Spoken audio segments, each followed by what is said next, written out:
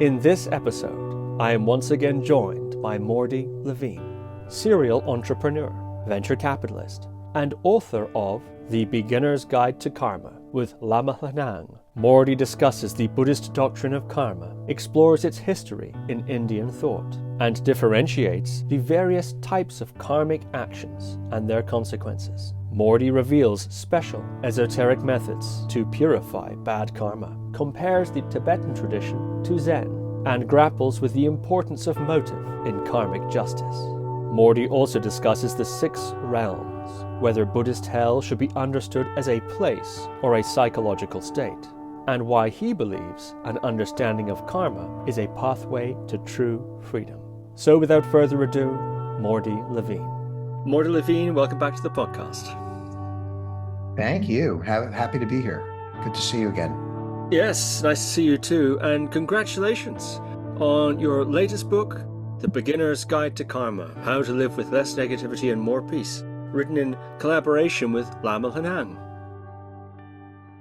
Correct. That's who you've met on right? You did another episode with him directly, correct? Yes, I've done a couple of episodes with Lama Right. Lhanang. Very interesting indeed. And Right. I wonder if you might talk a little bit about the story behind this book and why you wrote it and how it came to be. Well, like all great things, it came out of the pandemic. Um, well, so it's always everything's related. But we're looking around the world, and obviously, a lot of us, I say us, not them, are misbehaving. Right? We're not acting appropriately, kindly, with compassion to each other. If anything, we're doing just the opposite, whether it's wars, physical wars, or war of words, or what have you. And so, in discussion with Lama, it's like, well, people don't understand karma. They think they do, of course. We use the word all the time. Oh, it's their karma, it's my karma, whatever. But they really don't understand karma. And the thinking is, if people really understood karma, they would probably behave differently. I know I do.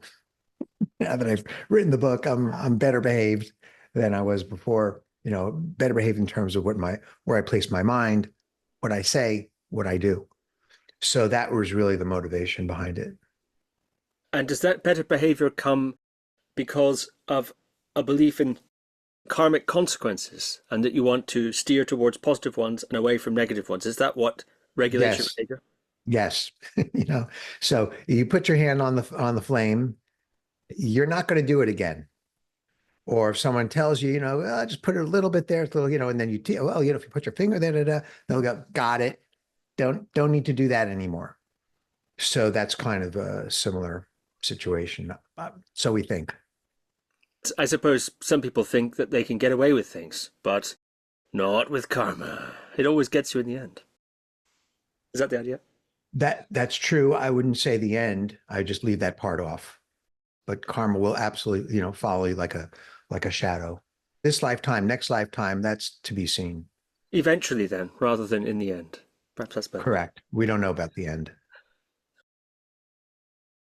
Well, I'm curious about the structure of the collaboration. I recall in your book about death and dying that you wrote with Lama Lhanang, you'd written an expansion of certain teachings and you received from Lama Lhanang, your own notes and so on. And you'd written it up and then checked it by him and sort of gone back and forth that way. Did your collaboration on this book follow a similar protocol? Yes, absolutely. And there's the part that I always like to tell about was when I show him something or read a chapter to him and he goes, well, it doesn't work that way. And that's when I get to learn about, oh, that's what's going on. The internet is great. I love it. I use it all the time, but it doesn't have all the answers, especially on Esoterica. So that's why it's great to have a teacher, and especially a teacher like Lama Lhanang, who's so generous with his time, knowledgeable, truly a master of many areas of Buddhism. So that's the part I like to put in there, which is, me reading something back to him that I wrote, and he goes, well, that's good, but that's not how it works. I'd like to get into the specifics. I have lots of questions about the content of the book, but while you've brought that up, are there any specific examples of this kind of a tweak where you presented something a certain way and he says to you that's not actually how it works, and you had to change it. Are there any that are particularly memorable? Um, we wrote the book, I'm thinking, over 2 years ago. And I'm searching around for an excuse right now, Steve.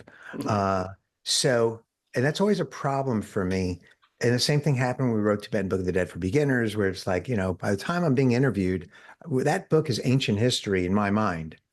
But if I had to, so I don't, I'll be honest, I don't have, and it takes 6 months to a year to write a book. So we're talking even going back to a conversation I had with Lama 3 years ago, you know. Um, but it might be really the way consciousness works in terms of, following you to the next lifetime. Which is something he always teaches. He goes, you can't take your money with you. You can't take your house, your dogs, your wife, your favorite car. The only thing you take with you is your karma. That's it. So, and some of the teach, and karma is synonymous with habits, synonymous with tendencies, and some of the things that he says, when you get to hear it over and over again, which is what I think good teachers do, because these are such difficult things for us to become a part of, and you own it, so to speak, as much as possible, then it's no longer so, oh yeah, 3 years ago when he told me that was a real game changer. Now it's like you just kind of like, oh yeah, got it. So, but if I had a guess, that's my best guess, going back a few years, of where there was some light shown on the storage conscious of karma, and how that goes through from lifetime to lifetime.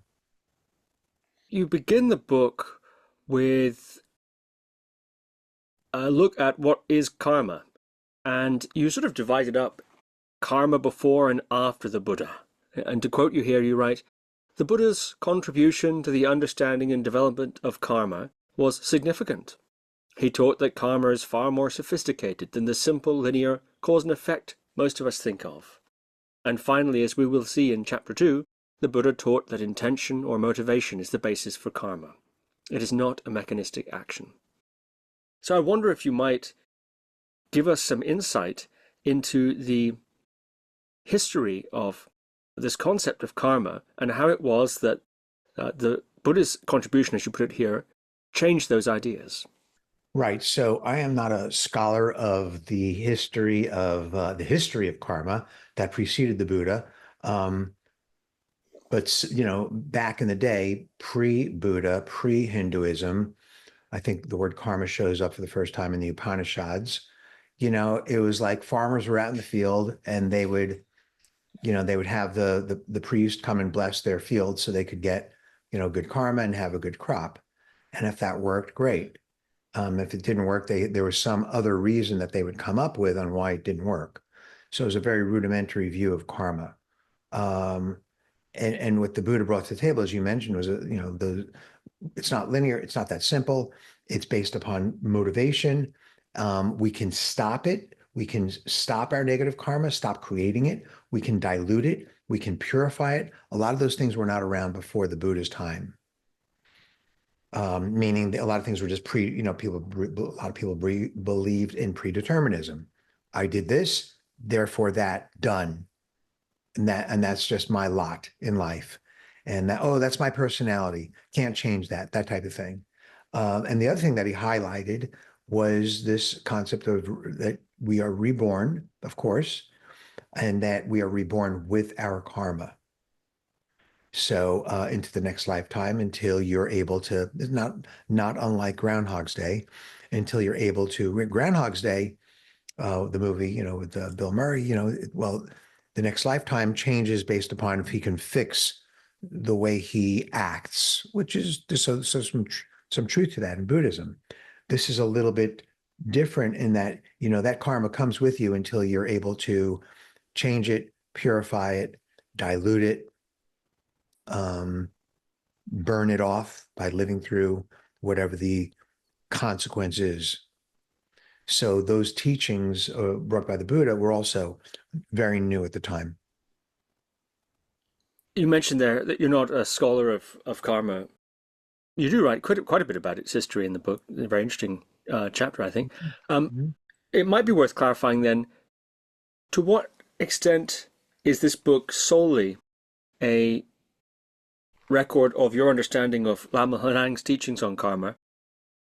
Did you do research outside of his teachings and read different things? And what sort of sources did you draw on in the process? It might be wise to just to mention that before we continue. Yes, absolutely. So I looked at all, primary major sources of karmic teachings, including Theravadan, Zen, certainly Tibetan Buddhism. So, but what we want to do with this book is, some people that come to our talks, we give talks at different bookstores, what have you, and they're not Buddhist, but they find incredible value to the teachings. So, but to answer your question, no,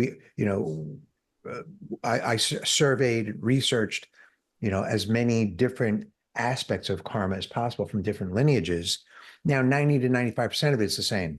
There's not a lot of differences. There are some. So, for example, in Zen and they don't talk so much about rebirth. They don't talk about so much about, therefore karma in the bardo, which is the afterlife. They don't really talk about that because in that lineage, the focus is on present moment, present moment, present moment, right here, right now. That's wonderful. And Tibetan Buddhism talks quite a bit about it. Theravadan also, but probably not as much.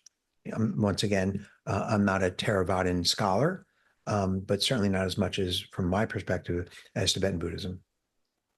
That must have been a very interesting research journey. As Mm-hmm. a Buddhist yourself, doing that research, were your views challenged? Did you discover anything that's a Buddhist doctrine about karma that wasn't quite how you thought it was? Were your own views challenged or updated by that particular research journey? Yeah, what I really, really liked was this concept that, just a little background for your viewers, which is, so karma, it can be karma of thought, karma means action, and it could be I'm thinking something, that's a type of action, I'm speaking something, or I'm doing something. All three of those are considered karmic actions. And there are consequences associated with thought, speech, or physical action. And those consequences are, if I'm generous with you right now, I am more likely to be generous again in the future. It's a pattern that we're creating, a habit. Habit is synonymous with karma. And if I'm generous with you now, you're more likely to be generous with me. And not only that, I'm more likely to find myself in a generous environment. If I'm an angry person and I yell at my wife, I'm more likely to do that again or yell at others. I'm more likely to be yelled at, and I'm more likely to be in a yelling environment. So those are the three basic consequences. But what I find really interesting is that's a very simplistic way. It's accurate, simplistic way of looking at karma. But really what's happening here is karma is based upon selfishness and selflessness. So if I look at my motivation, we mentioned earlier that what the Buddha brought to the table, or the teachings of the crux of karma, is based upon your motivation and your intention. So as a quick example, if I write a check for a nonprofit down the street, they help children, and I write a check for $100 because I know Steve wrote a check for 90, and I want to make sure when they post it on the internet, people can see I wrote the $100 check, he wrote the 90. Very important to me. Or I can write a check for $100 because it's really going to help those kids. And they're going to buy food for them. They're going to buy school supplies. It's all good. Very different motivation, very different karma. So that's just an example of motivation. But once again, to get to your point, what I really, really enjoyed is this concept of selfishness or selflessness. So if we start to look at our motivation, if that's truly the crux of karma and the core, then I say to myself, gee, what's my motivation there? Oh, well, in the first example, it's very selfish. Ego, ego, ego. I want my ego to be fed. That creates negative karma. But the second example, where I really want to help those kids out, that's selflessness. That creates positive karma. So the more we start looking at our motivation and understanding selfishness, selflessness, I like looking at things that way because That's how we determine whether our thought, speech, or action will be negative karma or positive karma. And that's sometimes said to be one of the Buddha's key innovations in terms of karma, is this aspect of intention actually being the operative factor rather than the action itself. Is it then the case that even a beneficial action with a bad motivation or selfish motivation produces bad karma? And is it the case that a harmful action with the right motivation is good karma? Absolutely. So, I have them driving my wife home. I really have to get home because, she has to go to the bathroom or she's not feeling well or we're running to the hospital or something like that. Well, clearly my motivation is to help her and somewhat selfless. And on the way, oh God, look at that. The squirrel crosses the road. Ah, kill the squirrel. Horrible, horrible. Not my intention, not my motivation. My motivation was good. And what Lama Lhanang says about that is, well, that was the squirrel's karma, but that's not something for us to do. We don't have to take that on. That's very interesting. It's often, as you, well, of course, but to set the question up, I'll say it's often said that one of the powers of wisdom that someone develops as they progress on the Buddhist path is the ability to perceive. I mean, it's a fairly high attainment, undoubtedly, the ability to perceive karma. In other words, to perceive just what you said. You hit the squirrel, and there's an interaction there, presumably between your karma and the squirrel's karma, and whatever other little beings might be living in his fur and so on, and that at a certain level, master is able to see those strands and give an explanation, or to interpret even current events in a person's life, for example, a sickness or some other issue, or even a good thing to do with their karma. They can say, well, this is because in a past life you did this, that, and the other. Mm-hmm. Mm-hmm. Have you witnessed Lama Lhanang to have that capacity? I know that he will hypothesize about certain wars and the history behind it, which goes back generations. Whether he's stating that as a fact, this is why that happened, or as a conjecture, I don't know. And what's interesting about, we're doing a lot of podcasts on the book. So people are always asking me, well, in this case, in this case, sometimes it's real, sometimes it's hypothetical. What's the karma? And I am certainly not in the category that you just mentioned of, higher beings that can perceive and understand that. But people want to know. So my typical answer is, well, you got to look at the motivation, and I don't know their motivation. I barely know my motivation half the time, So, but I try to give an answer that is relatively open-minded. And by being instead of saying factual, oh yeah, this is what happened. President Trump became president because X, Y, Z. Oh yeah, that war took place because nothing's that simple. But the other aspect that I like about karma, which I talk about in the book, is if you are open-minded, we have all these stories, opinions, views about ourselves, others, and situations. And they're running around in our minds sometimes hundreds, if not thousands of times a day, every day, for days and days and years. I'm a good person. I'm a good businessman. I'm a great father. I suck at this. I'm great at that. And we have these opinions, or she's this or she's that, or that politician's this. And the more fixated, the more concretized we make those opinions or views or stories, the more we factualize them. That is the definition of negative karma. And the more open-minded we are about our opinions and our views, that creates positive karma. So just kind of looking at the world that way, for me, is a great teaching, and I love that. So I suppose that distinguishes karma from a kind of American or British judiciary system in which intent, apparently, and consequence are both considered. There is such a thing, for example, as murder, where you intend to kill someone and you do, and then there's such a thing as manslaughter, where you kill someone and you don't intend to.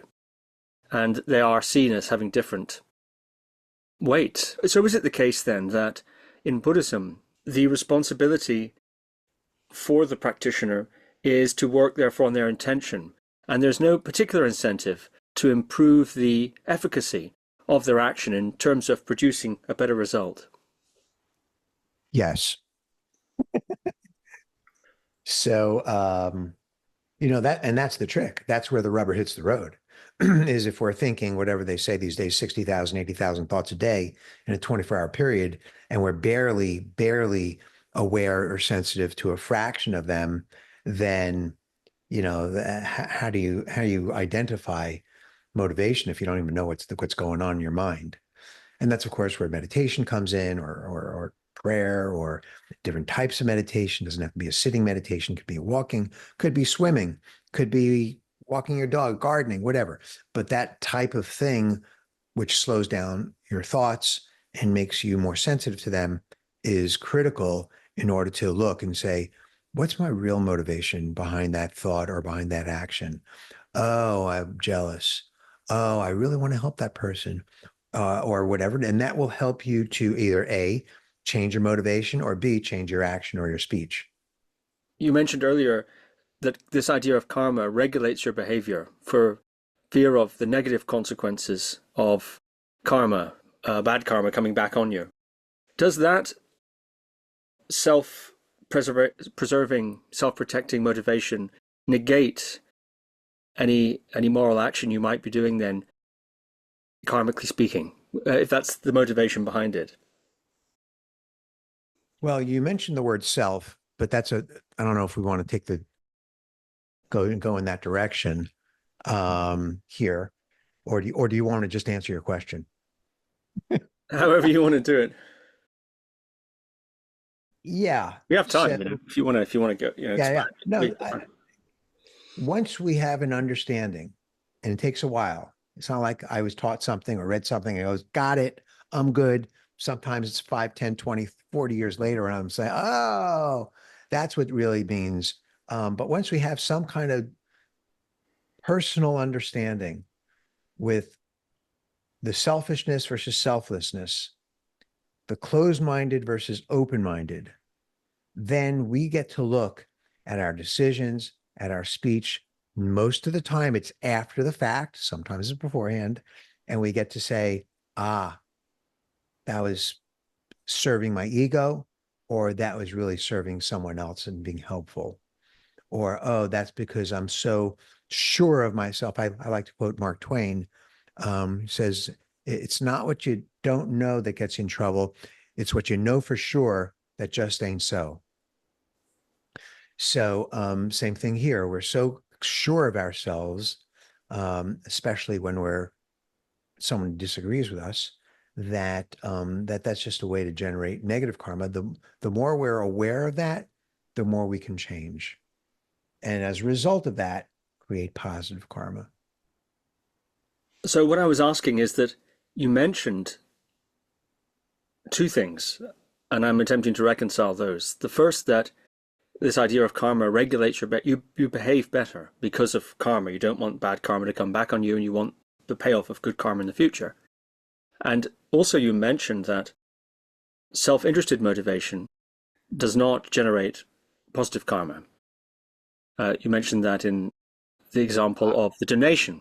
And so is it the case that the self-interest that regulates your behavior in relationship to the principle of karma negates any positive karma you might be generating by virtuous action? It does not. It does not.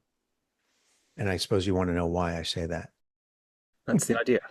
Because, yeah, that's the idea behind the podcast, Mordy, Mr. Levine. Let's go. So, we talk about desire in Buddhism. Oh, desire is bad. We want to, get rid of our desires. Da, da, da. That's not true. If I have a desire to help someone else, that's actually good.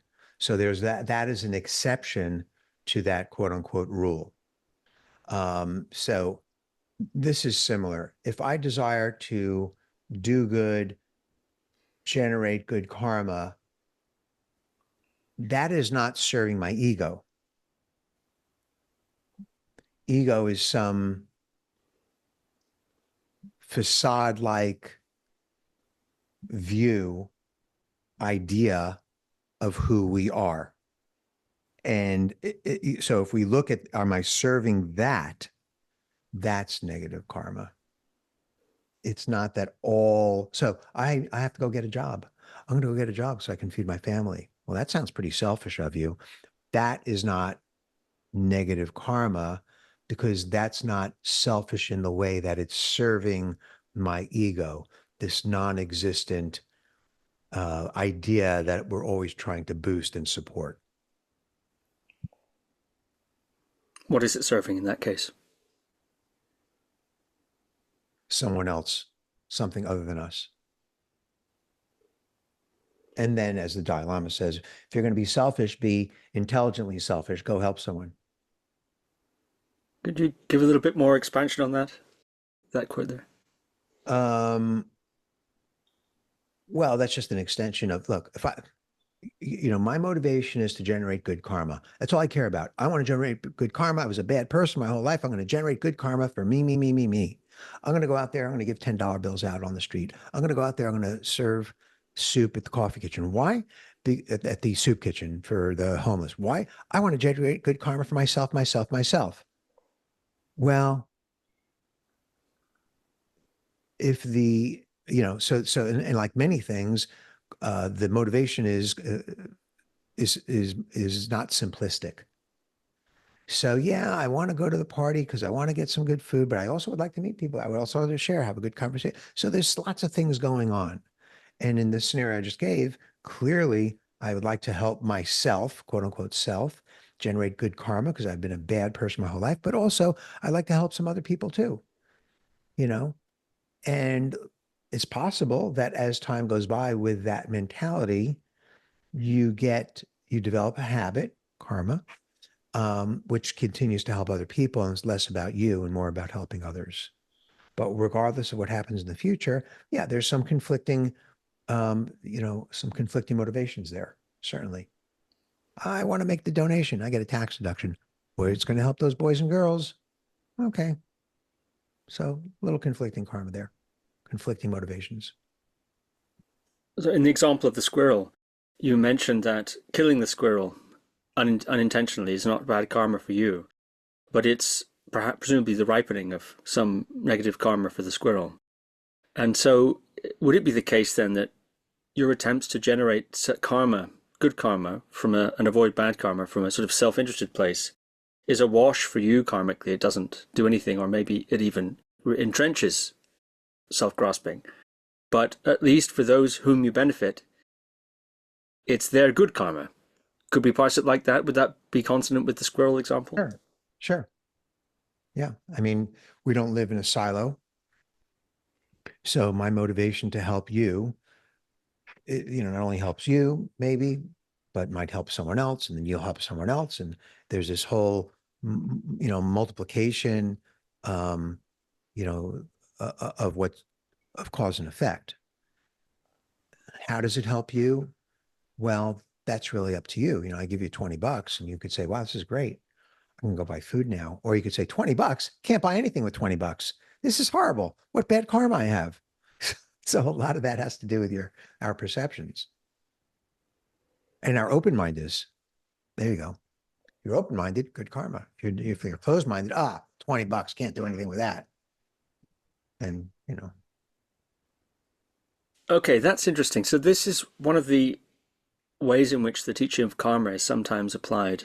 Perhaps you could talk a bit about that, which is to meet negative, quote unquote, situations in life. You get sick, you get cut off in traffic, whatever the case may be, stuff happens.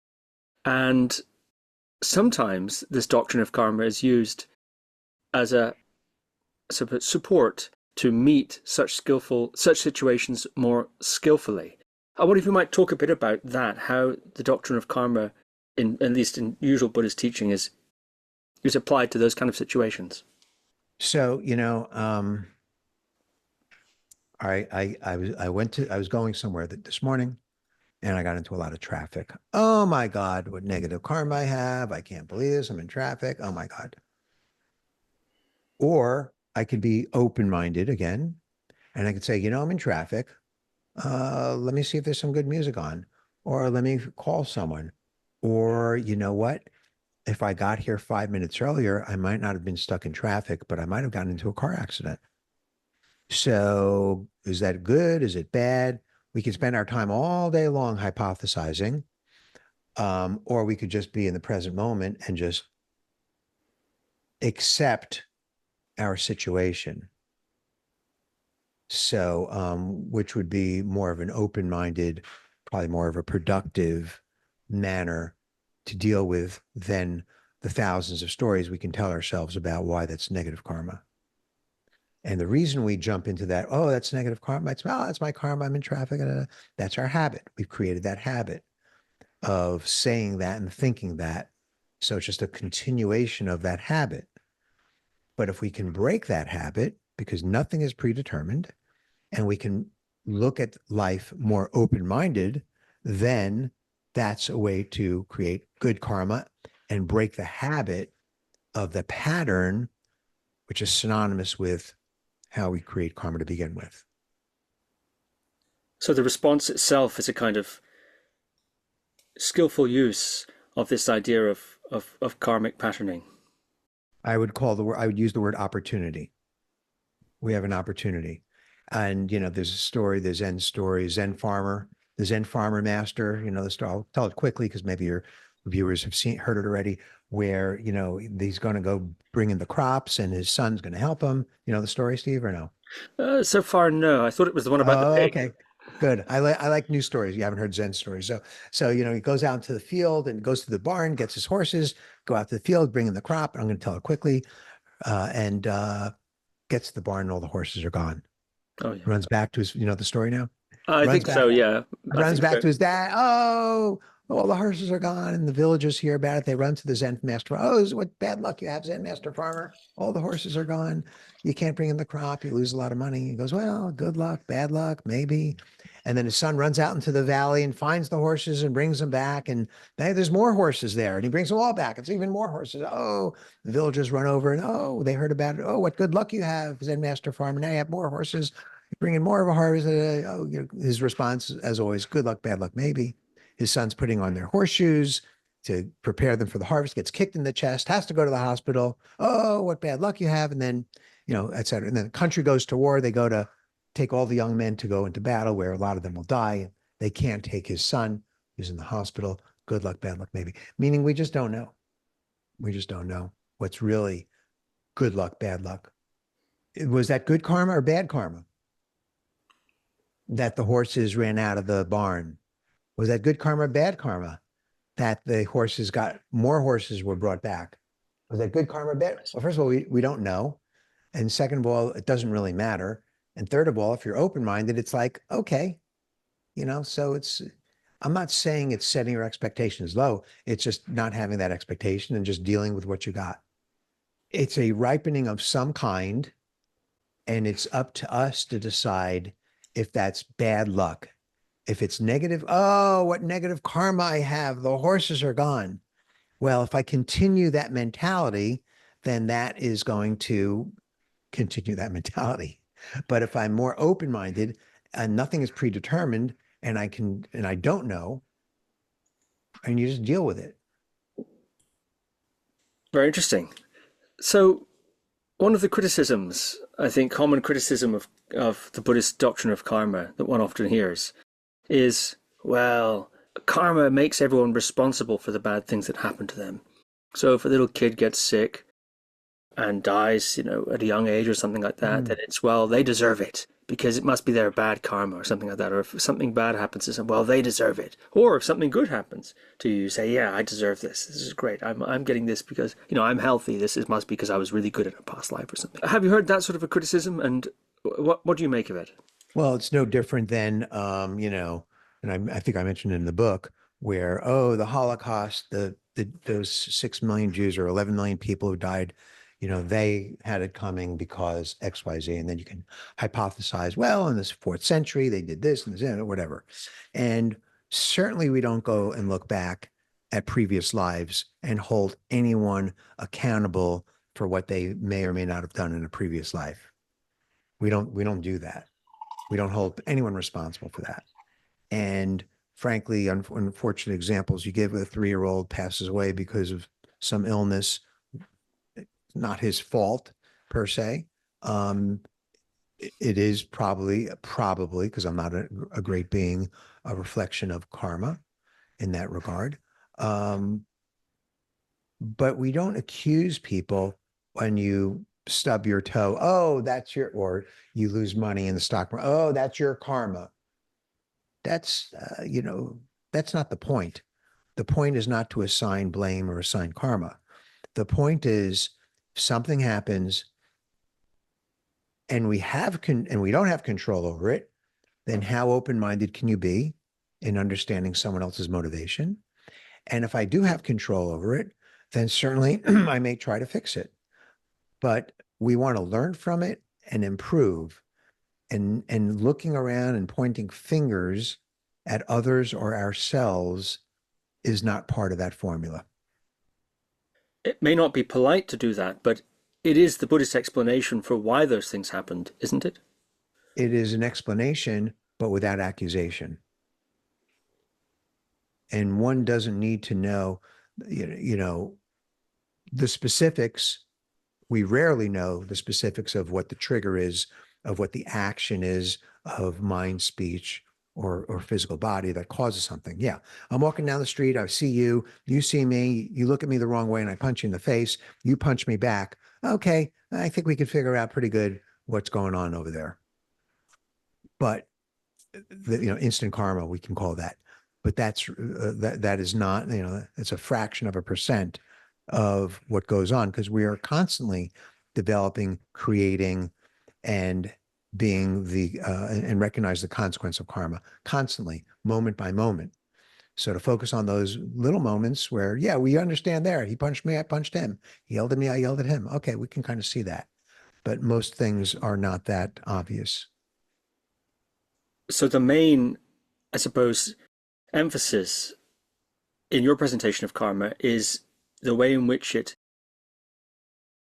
can be taken to face life's circumstances more skillfully with a more open mind, etc. This is the main message, in other words, about karma that you want to put forward.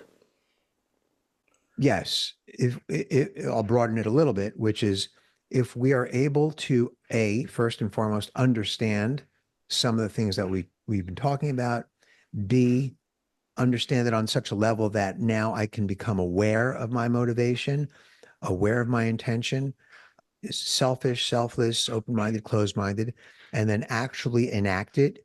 Usually it happens after the fact because we're not that quick, but then eventually, as you get better, you can enact it before you act, action of mind, speech, and body. Then as a result of that, we will be leading freer, happier, more joyful lives. Emphasis on the word freedom, freedom in our mind and therefore our speech and our body. And as a result of that, we will accumulate along the way more positive karma, which will create that habit, that pattern going forward. That's very interesting indeed. And in your book, you talk about ways to, if one accepts this karmic doctrine, ways in which one can kind of work it by reducing negative karma. There are certain rituals and actions one can do in Buddhism, for example, to reduce one's, should we say, karmic debt. That you've got maybe some bad karma, and there are ways you can reduce that. Mm-hmm. And I'd be interested to hear you talk a bit about that. And also, there are ways that you can build up extra karma and get even better positive karma, accumulating merit, for example, and various other special rituals and practices designed to sort of work this karmic system in both directions. I wonder if you might talk a bit about that, how to reduce the karmic debt that's negative karma that's hanging over us, and also how to store up good karma for the future. Right. So, I've been a selfish person my whole life. Everything was about me, serving me, my ego, my money, my life. And then I decide, gee, I read the book and I go, hey, I'm going to change. Yeah, it's possible. Of course, it's not predetermined. So I have many options. Option number one is I'm just going to start creating good karma starting right now. Okay, great. And that's just a way to dilute your negative karma because you're creating good karma now. Okay, great. Another option is you can purify negative karma. We talk about it in the book as well. And I want to take a brief break from answering your question because this is not a Buddhist book per se.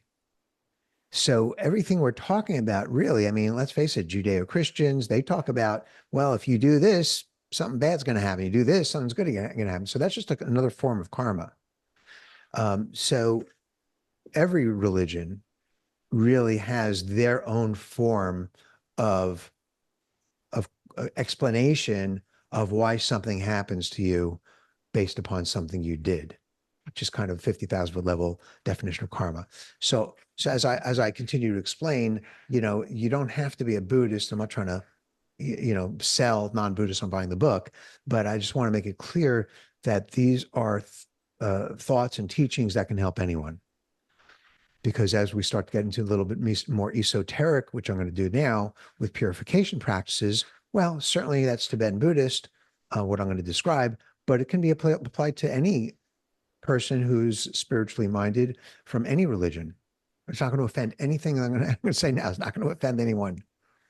So talking about purification practices, if this morning I yelled at my wife and I want to purify that.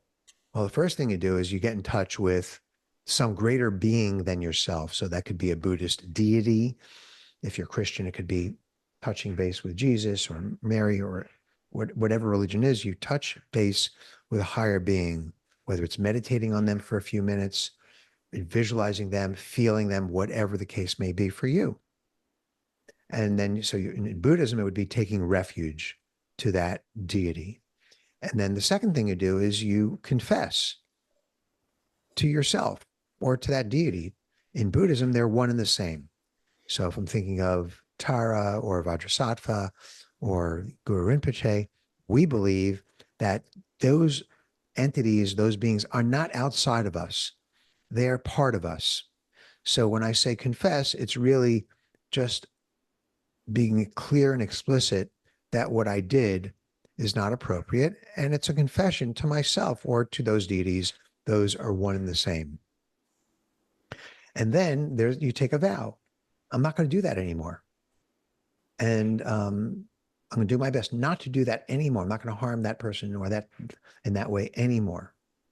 And then the next step would be, I'm going to create some good karma now, and I'm going to dedicate whatever merit I get from that good karma to help others, reduce suffering, achieve enlightenment, whatever the case may be.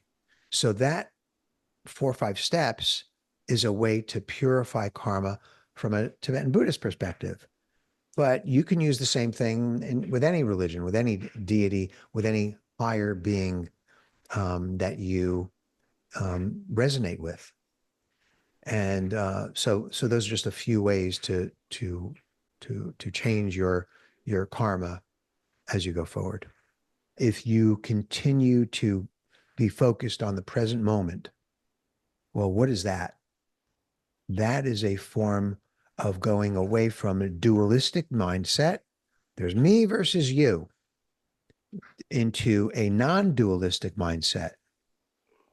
And once you do that, that inherently creates positive karma.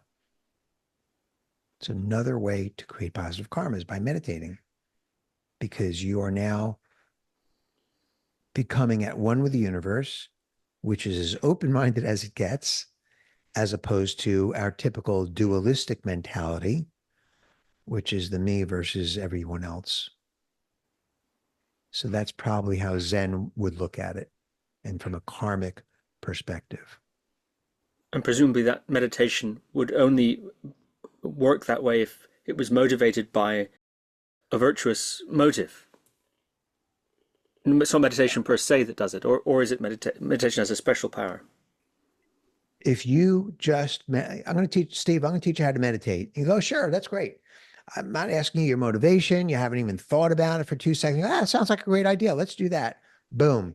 You're learning how to meditate. You are creating positive karma for yourself, despite the fact that you didn't explicitly have intention or motivation before doing it. You know, someone's running across the street about to get hit by a car. Let me go help. I go jump in there and I save the kid's life. Well, Mr. Levine, what was your motivation before you, ran in there and risked your life? And I go, well, I didn't have a motivation. I was just, boom, I just got to help someone. So at some point, you are habituated to do that type of action. Sure, if I was enlightened, I might see the thought preceding the action, but, we can split hairs if we want. Didn't you say, however, that good and bad karma is caused by motivation, not by action? That is the crux of it. So if we had to dig back into what created that habit of going and helping other people, we can go back in time and see that, well, 3 years ago I helped someone, and 5 years ago I helped someone, and 10 years ago that person fell, and before that, and there was some motivation going on there. So, you can look back in history and figure out, how you develop that habit. What was your motivation? Didn't have to necessarily be your motivation at that fraction of a second, although it certainly could be there, but, good luck finding it. Let me try and put it another way. If your motivation is bad, is it possible that meditation, the act of meditation, could cause bad karma if I'm meditating for a bad reason? Such as becoming more focused and unified in mind and body so that I can go and do a bad thing with more efficacy, for example, hurt somebody. Yes. So I'm a sniper. And I heard that, if I meditate, I can become calmer. I'll be a better sniper. I'll have fewer thoughts. I'll be able to kill more people. Better at killing. So that motivation clearly is negative karma. Now, what actually happens during your meditation? What might happen, for example, is during your meditation, you realize that you are really one and the same and interconnected with the universe and other people. So therefore, that would create positive karma.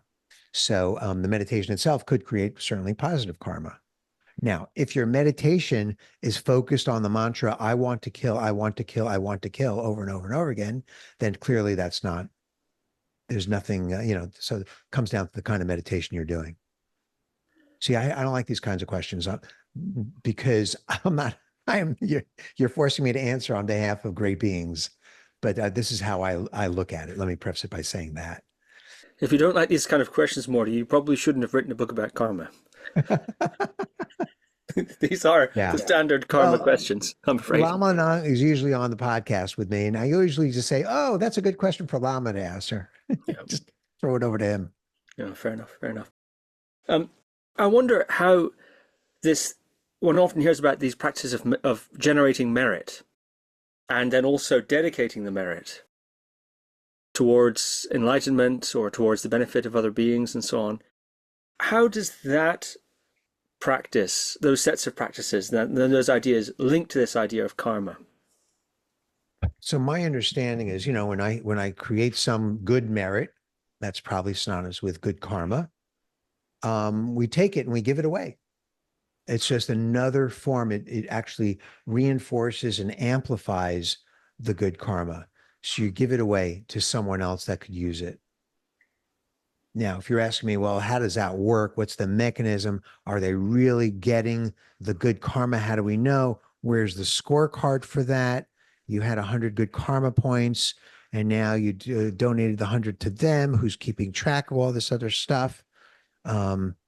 Then I would say it's not that simple, and it's not that simplistic. It's almost, so 200 years ago, you said, hey, I threw the apple up in the air and it came down, hit me on the head. I couldn't explain to you using physics formulas what's going on with gravity. Now we can. oh, it depends on the way to the apple, and was there windy that day, and maybe there's, well, you're on the moon, you're not on the moon because different gravity here, da da da da da. We can analyze it till the cows come home. But so karma in many ways is kind of, or at least our understanding of karma in many ways is kind of like that. It's not really quantifiable. It's quite accurate, but it's not quantifiable in that way where we can really identify and say, okay, this is how we dedicate the merit, and this is where you transfer the merit over to them, and we're keeping track of it. In that area, I rely on greater beings, and I rely on two things. I rely on how I feel after I do a dedication of merit, and I rely on greater beings that actually does help other people, other and sentient beings. At the very least, it helps yourself, presumably by reducing self-clinging, right? That's part of Sure, the usual explanation. absolutely, absolutely. Well said. Um, how does karma relate to enlightenment? Is it the case that I can stack my karmic deck such that enlightenment will be its result? Yes, I believe the answer is yes. My understanding of enlightened beings, which is always a tricky question to answer, is they're no longer focused on, karma is to some degree a relative versus absolute relative situation. I don't want bad karma. I want good karma. Good karma is better than bad karma. If I accumulate enough good karma, I'll have more good karma. I'll have a better rebirth. It's all this sort of, which is all true. It's a very relative discussion. When we talk about enlightenment, we're talking about more of an absolute issue. And my understanding of enlightenment is that they don't really leave or create karma or leave those traces behind, that they're above that, they've transcended that. They are always concerned with other sentient beings and reducing suffering for other and all sentient beings. That is their concern. That is their business. That is what they are committed to. That is all I don't want to say all they think about, but that is what they are about. That's their raison d'etre. So it's not like the adding machine is still working for them, because they're beyond that. And for those of us who wish to become enlightened, is it a case of working that karmic system to accrue a sufficient sort of amount of positive karma that enlightenment comes from that? Is that the part of the idea behind that, or and Yes, yeah. If you say, hey, how can I develop and create karma so that one day I become enlightened? I say, yeah, good idea. That'll work. Continue to be selfless, continue to be open-minded, and keep meditating, and you'll become at one with the universe, and then you'll be enlightened. 24/7. Yeah. Good, as my wife says in the background. Good luck with that. So yeah, it's a short path, but that is exactly how you would look at it, or how I would look at it. very interesting. And in your book, you have a chapter about collective karma. Mm. The chapter is titled "What Does Collective Karma Mean?" And I wonder if you sort of brushed on it earlier when you talked about the Holocaust, actually, I think, but anyway, I wonder if you might say something about this idea of collective karma. And is that a Buddhist idea? It is not well, the term collective karma is not a Buddhist idea. That came along, I think, recent history. But the idea of collective karma certainly has been around as well, for quite a bit, hundreds, if not thousands of years. Hopefully the point of that chapter is, and we can talk about, well, why did this country, are they at war? Why did they lose so many people? And and we can only hypothesize. What's more important to me is, at the end of the day, we can all make our own. Karma is a personal decision.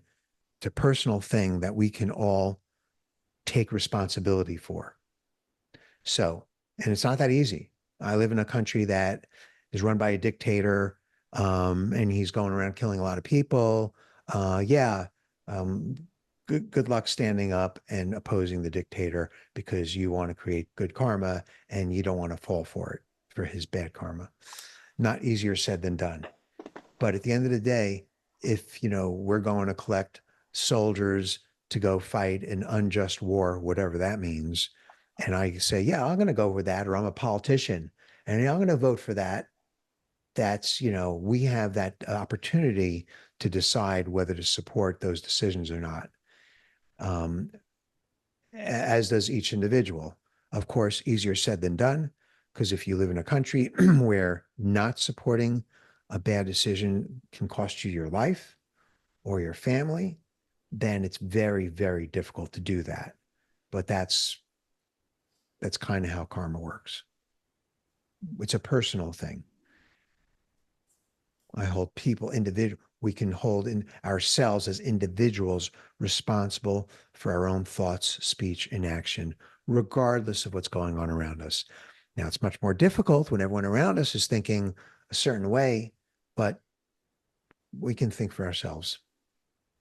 In that chapter, I think you also are making the point that some people attribute to a group of people karma. So say, well, this country is having a recession or something. That must be their karma as a group, Right, something like right, this. And right. I think in the book you say that that's not the right way to think about it.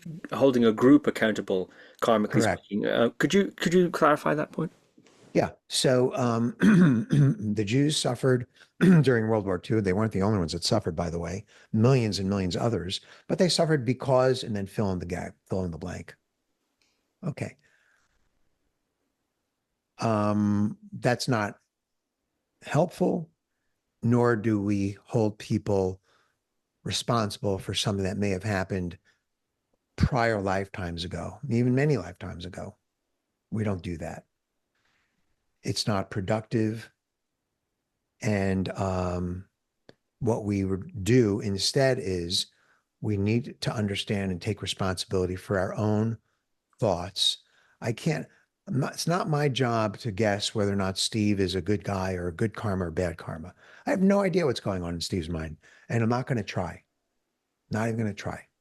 What I will do is if Steve does something bad happens to Steve, I might say something like, oh, um, I hope he doesn't suffer. I hope he's can be okay.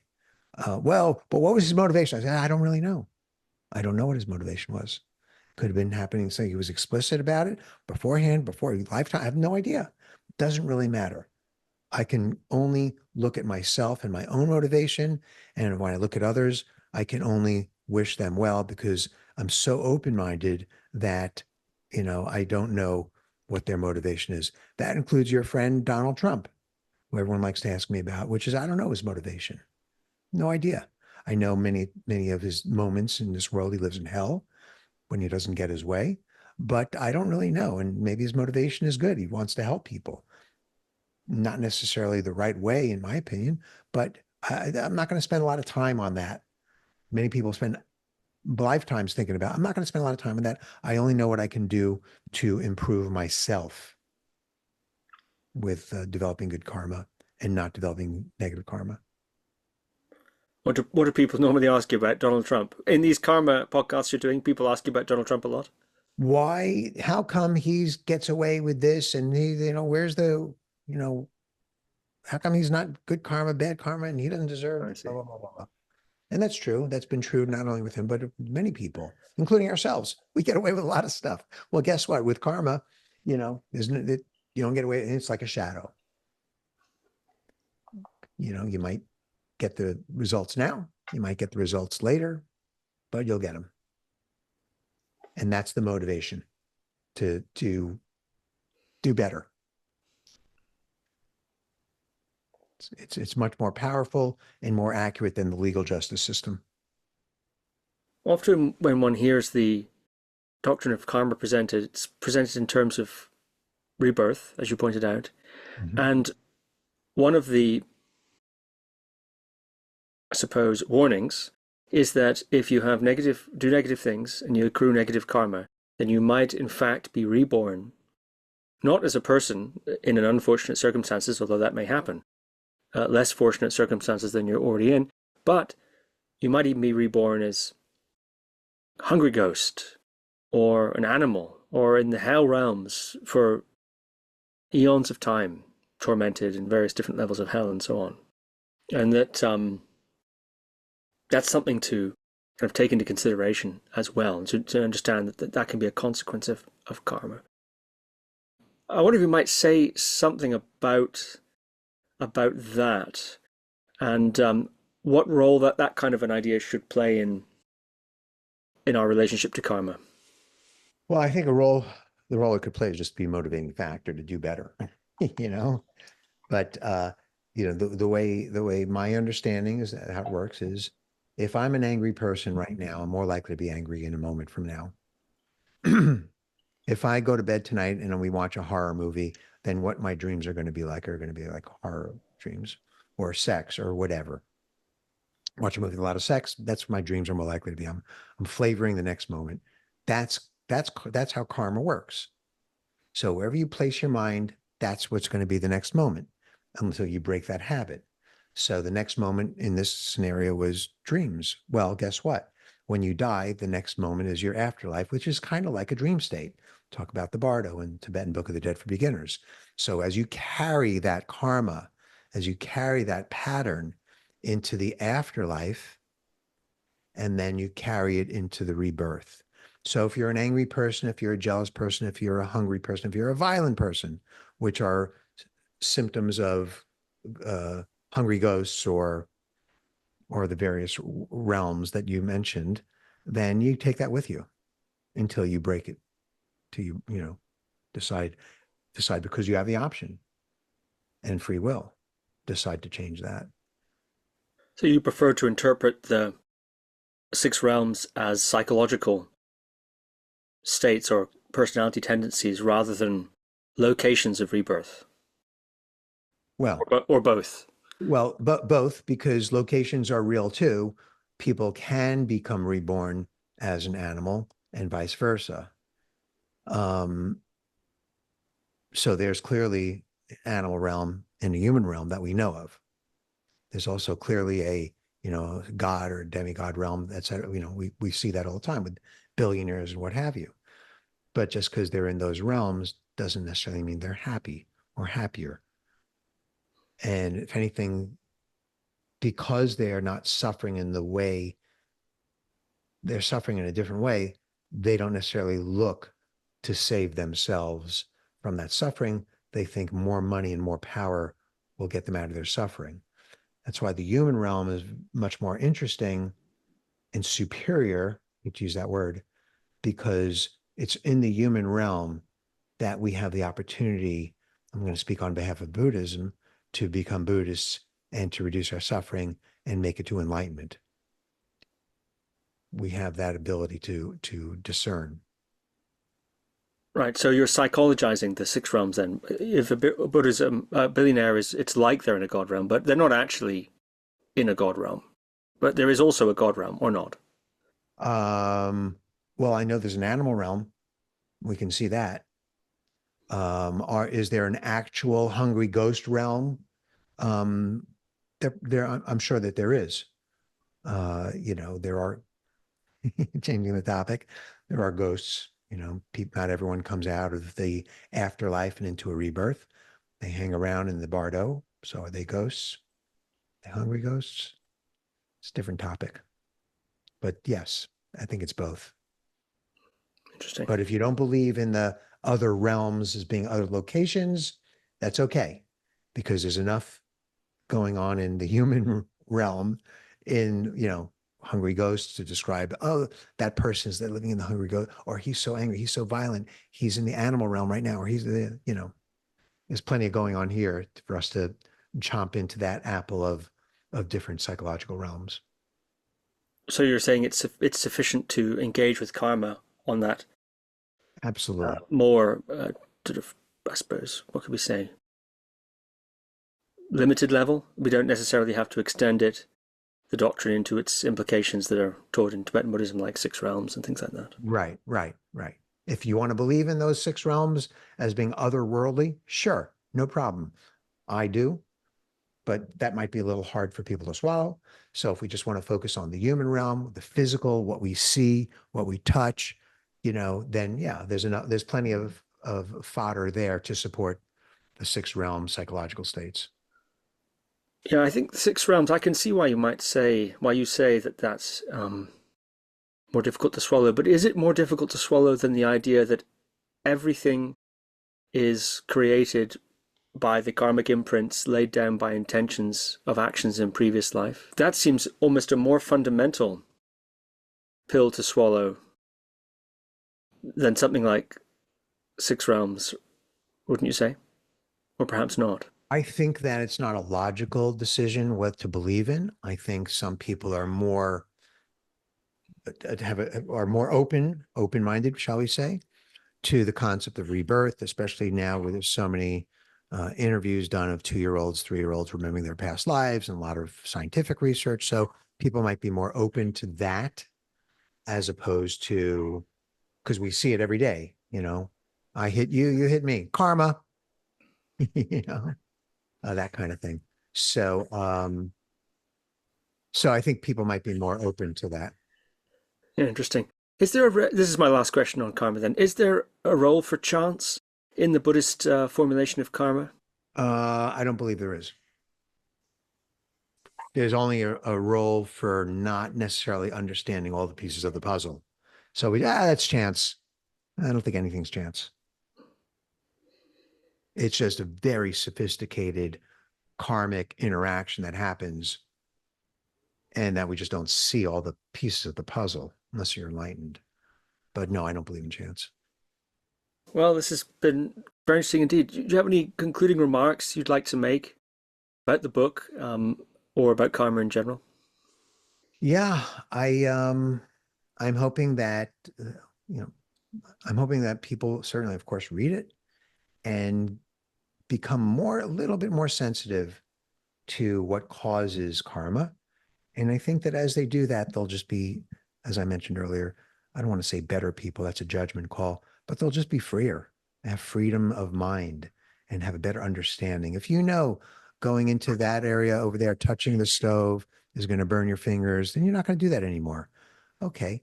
So same thing here. When you have a better understanding of where your mind can be, then you'll tend to want to live in areas that create good karma for you and be helpful to others. So that's the hope. And so freedom here is a consequence of living better. I'm picking up on it because sometimes people criticize the karmic doctrine and say that it's a rather heavy burden to think that our intention in not only what we do, but also what our intentions are behind it will inescapably ripen in the future in some sort of accountability. Some people have criticized karma as laying a rather heavy load on people in that regard. Not freedom, actually, more a kind of a bondage of angst, moral angst. But you're suggesting freedom actually comes through karma. You get to decide.